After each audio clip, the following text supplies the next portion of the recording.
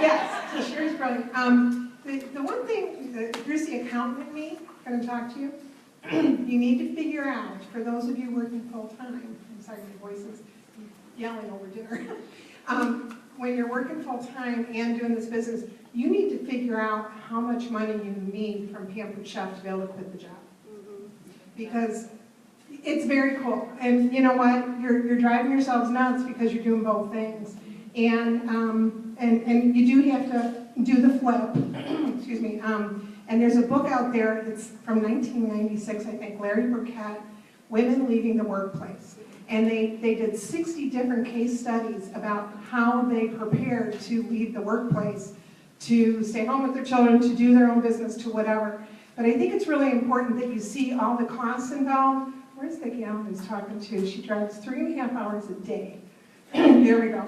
So she's driving 2 hours to work and 1.5 hours on the way home. I says, you have to look at the gas, the tolls, the wear and tear in your car, and all those kinds of things. How much more money you're paying in taxes because you're raising your spouse's taxable income. You may be shocked, especially if you have little ones in childcare, how much money you really have to make, or how much money you're really making on that full-time job, okay?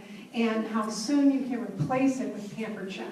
And I believe you have to be wise, you have to do the flip, and like she said, well, now we've gotten used to 2 large incomes from you. Well, you have to be disciplined, and you know, there is a point where the kids stop costing as much money. You know, it's true, they do. It's a while, but yeah, it's a while. Wait to say that.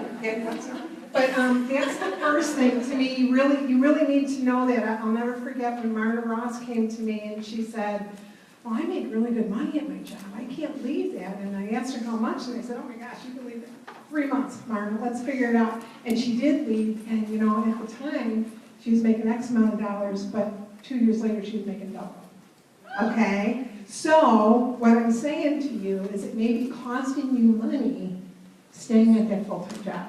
I know it's necessary for a while because of finances and all that, but you guys need to figure out how much you need to be able to replace it and how many more parties you can do, how many more consultants you need, how many more directors.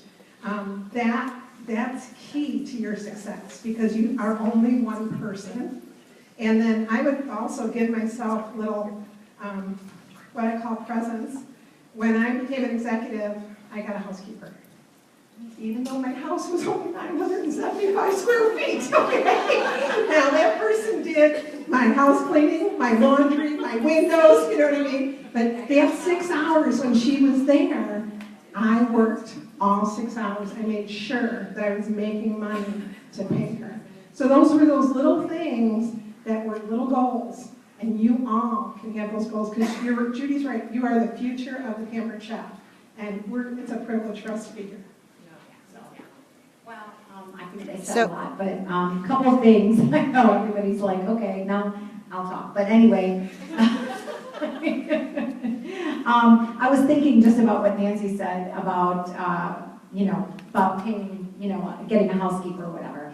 So if you can justify, and it's not even postage meter anymore, now it's stamps.com, or I just have that little diagonal label thing. But anything that you can do, now, I mean, it's amazing that, you can deposit your checks from your phone. How crazy. I mean, there's so many things. There's so many ways to automate things.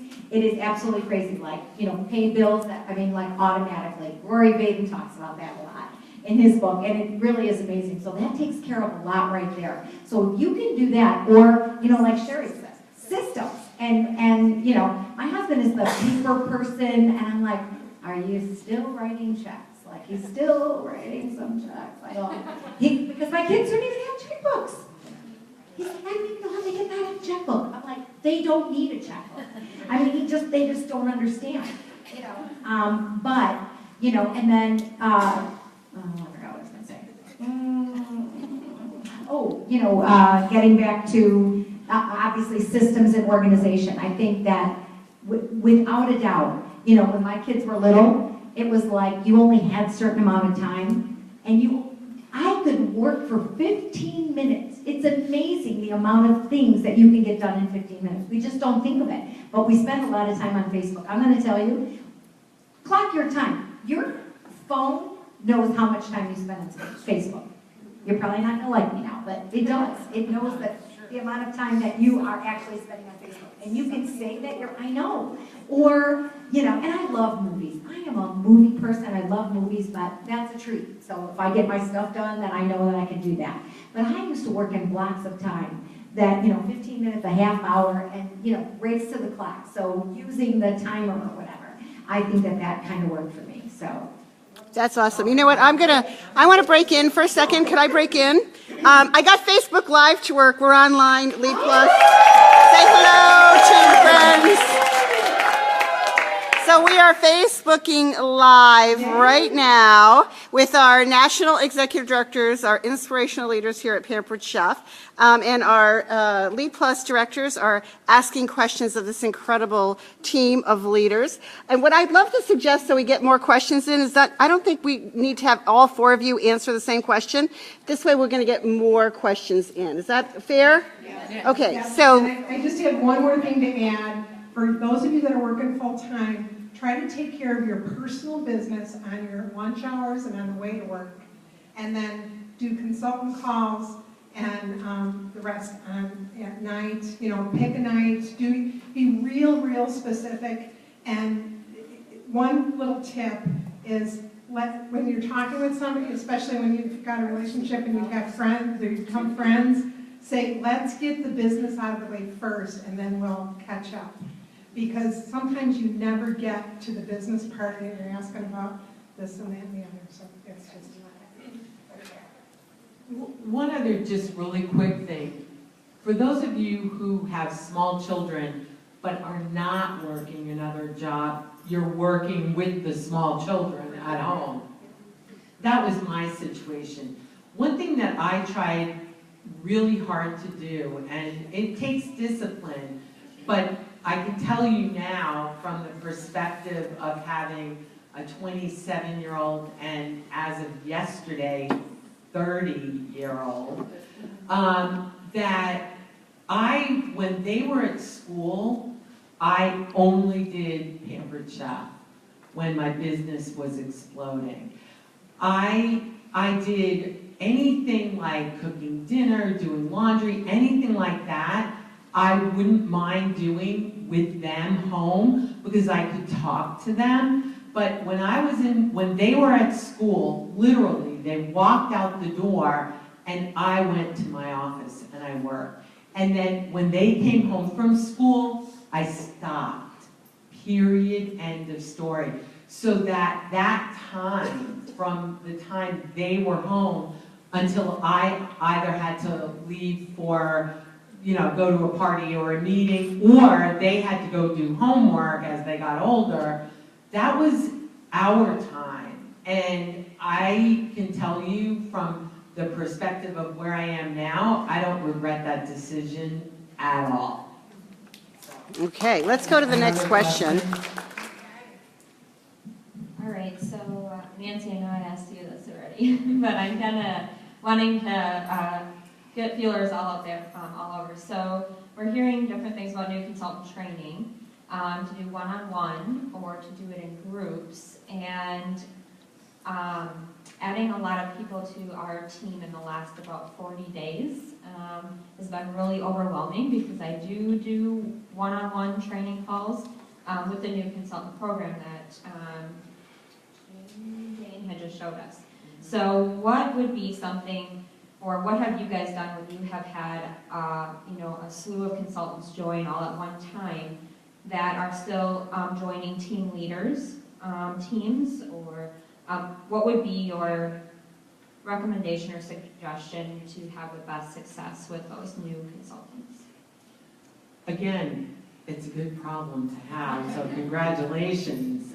But I don't think there's anything wrong with, whenever possible, combining people and doing conference calls and getting people together, because the unintended consequence of that is that they get to know each other and that they have a buddy in the business other than just you and or their recruiter, and that's a good thing. So I know you ladies have lots more to add. So. Yeah, I mean, conference calls, Zoom is a great thing. You know, you can see people face to face. I think that that works so well. But, yeah, absolutely. That's the best thing about Zoom. So are there all your personal? About half and half. Yeah. About half and half. So that might make a difference. So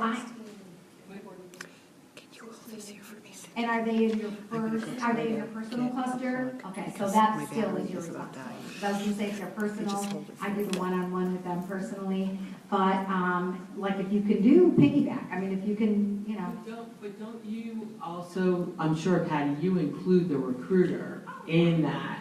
Because the. Three-way calls with them. Yeah. Right, absolutely, That's a lot of because calls. think about it this way though, you're actually not only training the new consultant, you're also training the recruiter as well, so.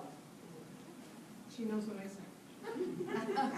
I was going to say the same thing. As your team grows and the people that are recruiting, asking them to be a part of that and then eventually take over, maybe the second person or the third person, they're going to feel the confidence that you give them to take over and handle those calls as well.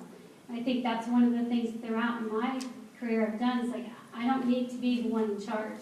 But if I can say, Nancy Jo, I have a lot of confidence in your ability. All this is typed out for you. Let's do this first one together, and I know you can do the next one. Or on the next one, I'll just listen in. And I always, for people, whether they're doing training or a call or something new, I would say, I want you to hear me say this, Nancy Jo. I'm going to be your safety net for you. So if you get stuck, say, Sherry, what do you think about that? And I know that means that you're having a little bit of difficulty getting to the next step, and I will help you. But if you're doing fine, I'm going to be quiet. So just giving them a safety net and giving them the permission to take over and do it, you're going to build leaders faster.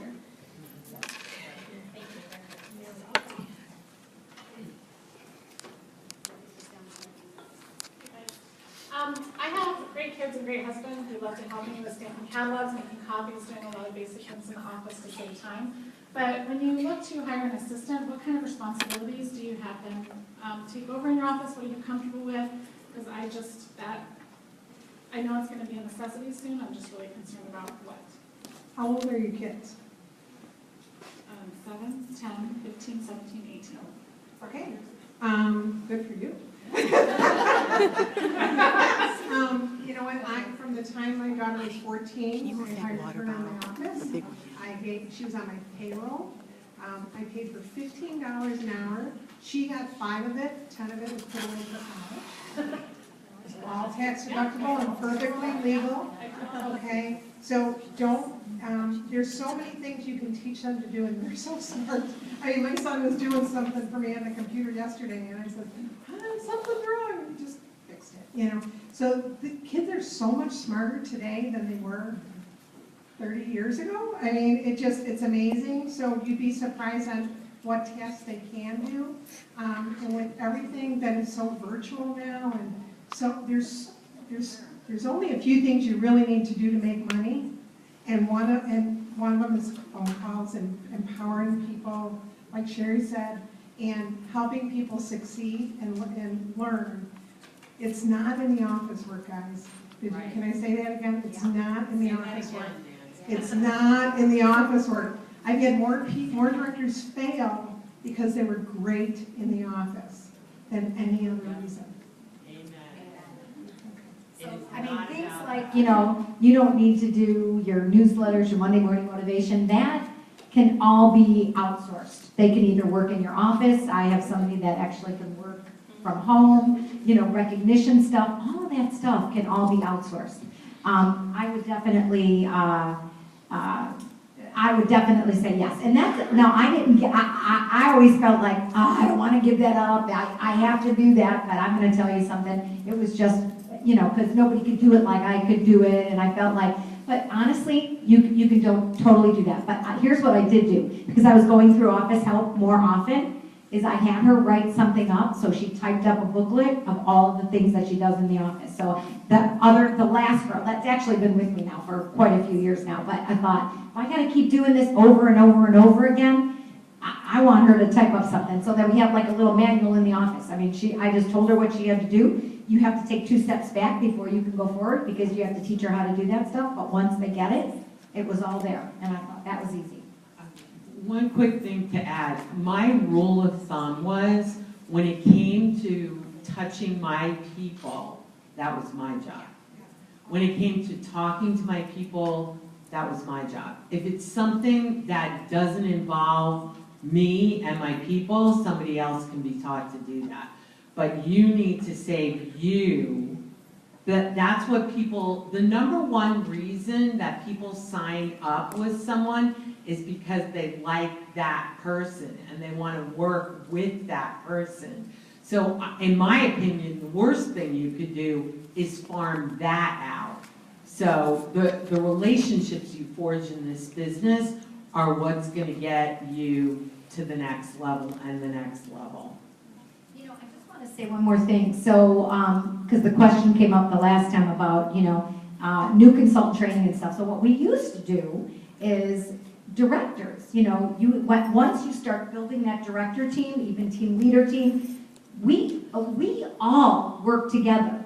We had calls, and anybody can join a call at any given time. We would do different areas of the business. There would be bookings, there would be recruiting, host coaching, selling skills. So every week, somebody would take a call, and anybody could just jump on that call, whether they're new consultants or not. So you can kind of, you can do something like that as well. Buddy up, absolutely. And it doesn't have to be in your organization. I mean, if you're doing it with somebody else, you can, until your organization grows, but you can totally do that. The other thing that happens is sometimes your people hear you and it starts to go wah wah wah wah wah. Okay, so it's really important to get other voices saying the same thing, and no one is a prophet in his own town. Okay, and so we team up all the time because it's efficient. We're doing it once instead of 10 times because there's 10 of us, and it just buddy up, and you'll be amazed at.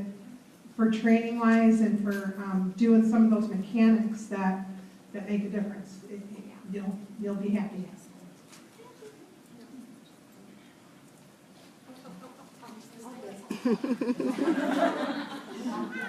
Hi, I'm Troy, and I'm from North Carolina now. And we just did our second long distance move in 8 months. So, but what I'm really curious about, like I have been hosting for years. I've only been a consultant for a year and a half. Congratulations for being here. Thank you. What I'm really curious about though is how long were you in the business before you got to be an executive director? And I realize that we've got people in the room that have done this in 2 or 3 years. But I'm really curious as to like, where did something change for you that you were like executive and I'm not stopping an executive and I'm going to national? Like, where did that change and what was the time frame? I'll start. I'll start with when I signed up, I didn't know I signed up under anyone. I just wanted to have a show, and my director, Marie, who's also a national, said, I can't do it. And I said, well, find me somebody else. And so I asked a couple other people, and they said, I can't do it. It was November. It was Thanksgiving. So I said, okay, let me borrow your kit. I'll do my own show. And she said, why don't you buy a kit and do your own show? I said, okay. And I told her we had to do 4 shows. And she said, I said, I'll do 4 shows and you will never see me again.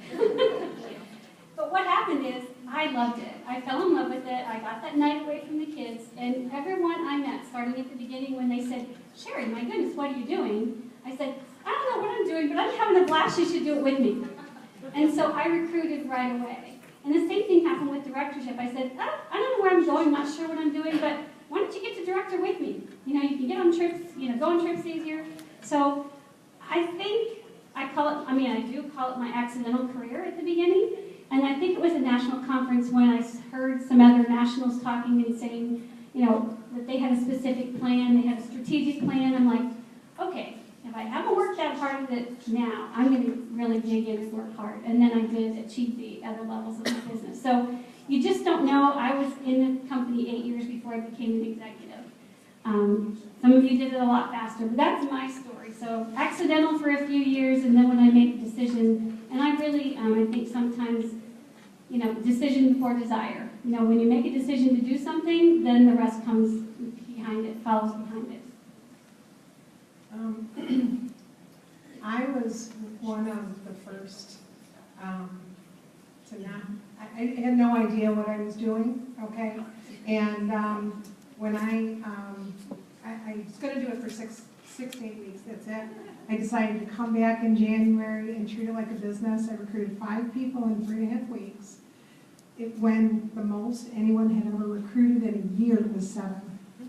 Okay, I recruited 11 in 4 months and then 20. That's what you guys need to be really focusing on is recruiting. Because recruiting and then finding your diamonds in your gold mine, okay, or gold in your gold mine, diamonds in the dust, whatever you want to call it, because that's where you build your teams. I was a director in 6 months from the time I came back, which was not, well, 6 months altogether. And then it took me 28 more months to become an advanced director, which back then we needed 2, because no one believed we could recruit. My first director was Chris Mannion, my second director was Marie Friday. I still have my first, second, and third. Darla was my third one. And so anyway, but I've lost a lot of other ones, Carol. But what happened from there was amazing. I was an advanced director. 5 months later, I was a senior. 9 months later, I was an executive. And 14 months later, I was a senior executive. So that it took me 28 months to get from director to advanced, 28 more months to go from advanced to what is national back then. So it would be way, way above national today. So it's that focused energy on helping others succeed. That's the key. I was 4 years. Yeah, I was the exact opposite of Sherry. I knew not in the very beginning, I started out pretty slowly, but once I promoted to director in 9 months. But once I promoted to director, I really saw that there was opportunity here. So the big thing that I did is I always, in my own head, had my next goal, and I was visualizing it before I even achieved my current goal. So that, this is a true story. When I got a call from the home office, the then sales manager called me to say congratulations, and he was calling to congratulate me on promoting to advanced director, and he said congratulations, and I said, on what? And he said, I'm promoting to advanced director. Because in my head, that was so, like, it's done and over. I'm focused on senior. And so as a result, I went to director in 9 months, advanced director, it took me like 14 months, and then 6 months to senior, and then by the time I was in the business, a little under 3 years, I was an executive, and then in 3 years and 11 months, I was a senior executive director, which in those days was, you had to have 16 first line director. And you had to get paid as that level for 2 years in a row. And if you missed it 1 month, the clock went back all the way to 0. Correct. Yeah, we had to have an executive director, 2 senior directors, 4 advanced. Yes. So, I mean, that's why you guys all need to be executive directors tomorrow. Tomorrow. It is so much easier now. Guys, do you know how lucky you are Do you really get it? Like, I have to tell Judy, I was telling Judy just before this, do these people know how lucky they are? And she said, I don't know. Why don't you ask them?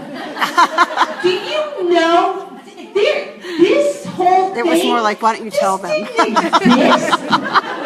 mean, Nancy, Joe, and I, and one other person who's no longer with the company, there were 3 of us who were senior executive directors for years. It was just 3 of us forever. There was no national. We didn't know what the heck we were doing. We had no clue. And you have this incredible